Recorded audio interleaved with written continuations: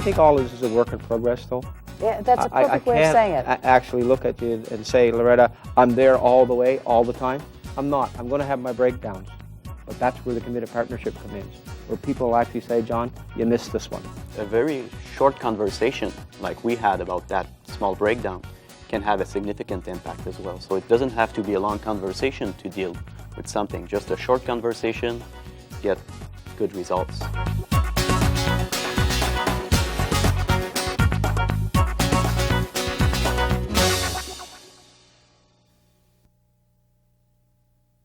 It's not easy to have a difficult conversation with a person. We don't know what to say. Sometimes we say it in anger, and often we say the wrong thing. Now, what would happen if you had a process, a model, a shared skill set that you each used when there was a breakdown and we knew how to have those sensitive conversations? That's what the 5-step model does, and that's what you're going to learn in this segment. You're going to learn 5 distinct steps for how to deal with sensitive situations and how to hold people to account. Here's the most important part of the model. The model is not just about recovering from a breakdown, but it's how do you learn from the breakdown? How do you use what happened that we might normally treat as a mistake, but turn it into an opportunity to produce better results in the future? Well, group, I need your help on solving something. We have a breakdown. We did a segment. We recorded a segment with some goofy coaching caps. You remember that? Oh, yeah. Was it your idea? No, but anyway, we recorded the segment with those coaching caps. So my accountability is that when I looked at those caps, those 100%, the coaching caps, they said, Coach, they looked pretty good sitting on the table, but when we put them on our heads, I think that's what took it over the line. So I'm accountable for not having seen the impact of those caps when we actually put them on, because that was the point, right? They looked a little funny? Yep. Yeah. Okay. What do you see about your accountability with regard to those caps? We did a conspiracy, but we didn't share it with you. So we really... You talked about it last night, right? We talked about it actually during the session when we saw the first cap, but we never actually brought it to your attention. Good. So what did you say to each other? We said, we're not wearing the hats, but because we felt that they looked funny. But then we didn't really want to disrupt the shooting. We really felt like it's not that big of a deal, so let's just So we could go along with it. So what we had... In our team that wasn't a team at that point, we had compliance, correct? We had people who said, we'll go along with it. I'm not buying it. It's not what I would do. I don't think it's a good idea, but we'll comply, correct? Mm-hmm. In business, do we get a lot of compliance? Yes. Correct? All right, so we had the caps. You looked at them and said, she's the authority. She's calling the shots. We're going to give her, that. We'll comply. Then we'll go back at night and we'll talk about how we didn't like them. True? Well, we kind of dropped it by the supper. So now let's get alignment about the cap. So we're both accountable, right? We both have 100% accountability. But neither one of us communicate it to each other. All right, so now let's align on immediate corrections. And an immediate correction would mean this. Do we want to do anything about that segment, or do we want to simply use that segment, not simply, but do we want to use that segment as a learning piece? I think it works to keep it in, given that we're talking about the cleanup section now, because it is something that was real. We're all feeling these are goofy, and nobody said anything, and so it actually really emphasizes the point. Yeah, emphasizes. That's good. Actually, so I'm sitting here now going, I don't see the big deal. You so like the caps? You thought well, they were not great. so much like or dislike enough to really worry about it. Right. Thanks for that. Because I'm thinking this is a huge discussion about caps.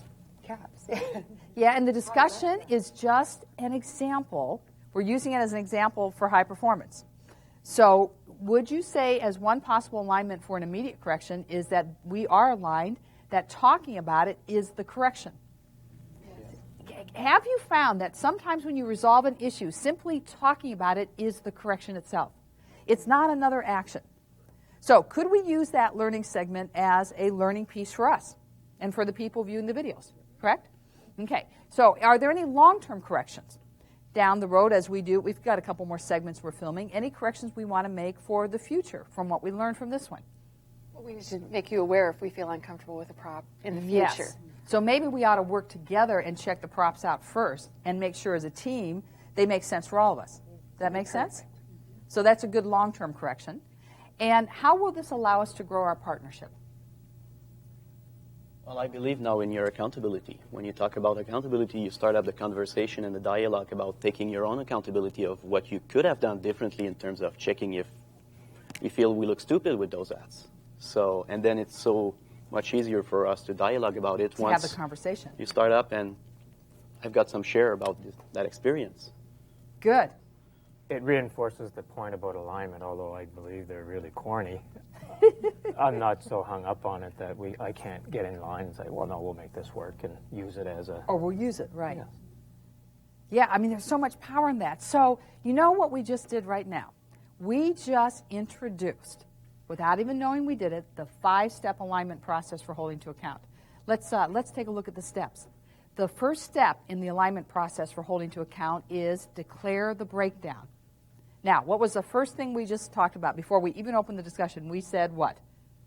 That there was a breakdown. There was a breakdown. Why is it important to actually declare a breakdown? Why do you want to say it out loud and mark it out? Because it's called a form of marking it out, spotlighting it. If you bring it out, you have to talk about it. Otherwise, you might dance around the actual subject and not get to the point that there might be an issue. Or never even deal with the subject. See, if we just decided the caps, we never brought up the issue, we would never have declared a breakdown. And if you don't declare a breakdown, how do you ever learn from it for the future? You know, that's what we forget. And with mistakes, it's so important to declare a breakdown. It's not a negative element. It's a learning opportunity. By the way, that's why we have the whistles out here. And we did not check this prop with each other. I'm not asking you to do anything with the whistle. But what do you think the point of a whistle is? Timeout. Exactly. A whistle is a timeout. So when you declare a breakdown, what you're saying is, let's take a timeout, let's look at something that happened, and now let's learn from it. So when we declare the breakdown, somebody say what declaring a breakdown. Why is that powerful as the first step in holding to account? What does it do? I think the only way to strive for alignment is to make it public, and you've taken accountability if you're the one to declare it. So back to the point, others may be thinking it, take the first step to bring it to light. Anybody have any examples from work where you've done this? See, I think you've probably used this alignment process without using it, because you're seeing it for the first time right now, correct? The 5-step alignment process, but 5-step holding to account process, actually, but it's also alignment.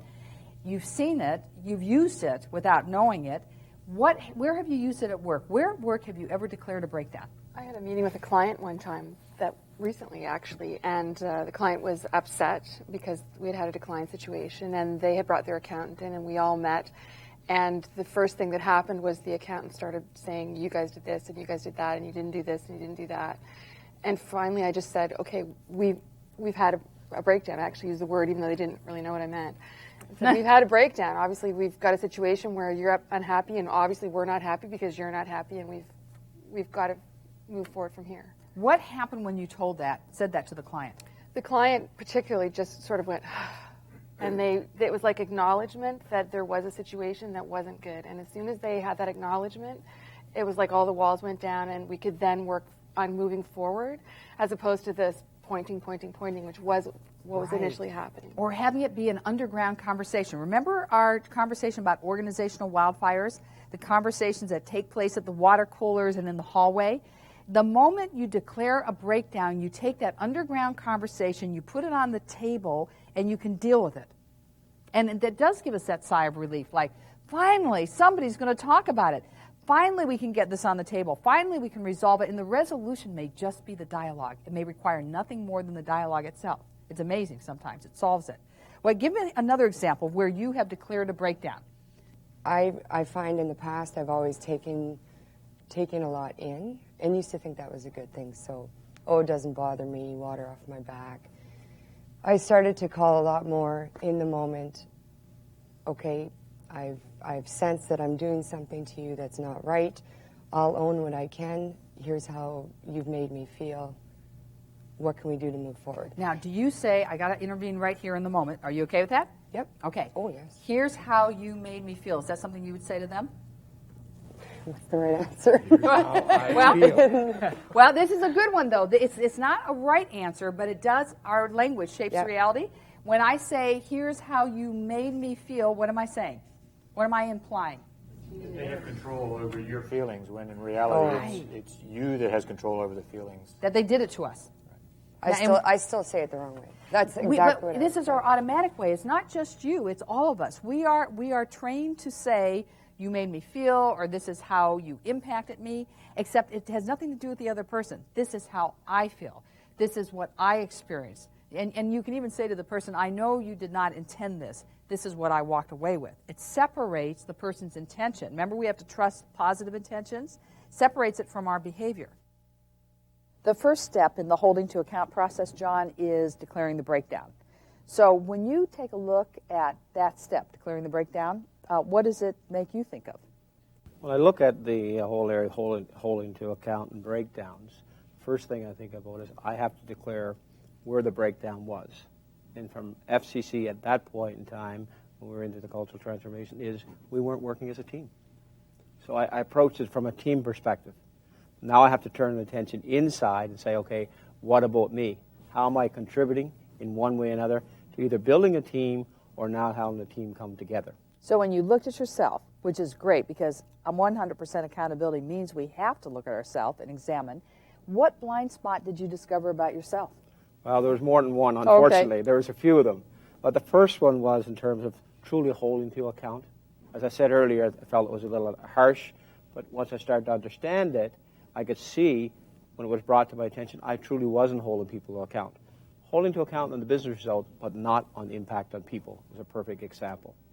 Okay? The second area was looking at, have I truly created an environment where people would be able to safely speak up?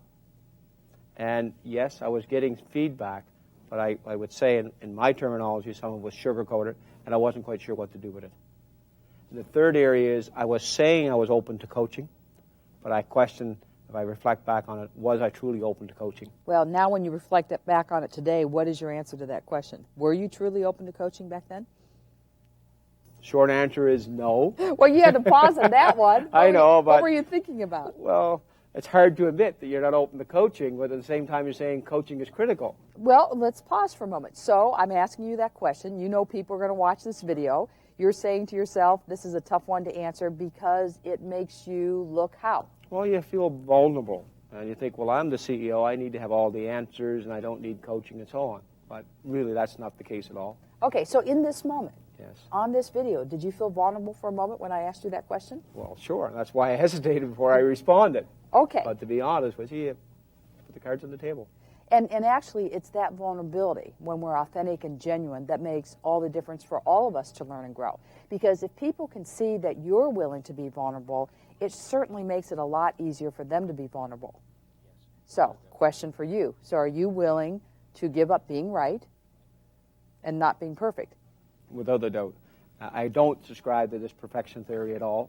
I think if we get on the perfection theory, we're on the wrong path altogether. Correct. But you do feel it's important to look a certain way and appear a certain way. So when I asked you about whether or not you thought you were really accepting coaching back then, you hesitated. Yes. When you hesitated, what were you saying inside your head? A little thought yes, process that thought, going on, that saying, thought. my God, I'm CEO, and I'm here acknowledging that I I'm vulnerable, wasn't. and I wasn't at the time. And I think all of this is a work in progress, though. Yeah, that's a perfect I way of saying it. can't actually look at you and say, Loretta, I'm there all the way, all the time. I'm not. I'm going to have my breakdowns. But that's where the committed partnership comes in, where people will actually say, John, you missed this one. And that's an authentic answer. What I really like about how you just answered that, John, is you are vulnerable. You're not right all the time. You're not perfect, and we know you don't subscribe to that. And you're willing to allow for the fact that you are a work in progress. You're the Very much leader, so. and you're working on it just like everybody else. And I think it would always be a work in progress. But the more, Loretta, you have people around you and you understand where they're coming from in a true committed partnership, the more coachable you are, the more vulnerable you can be, and the better you're going to be as a person overall.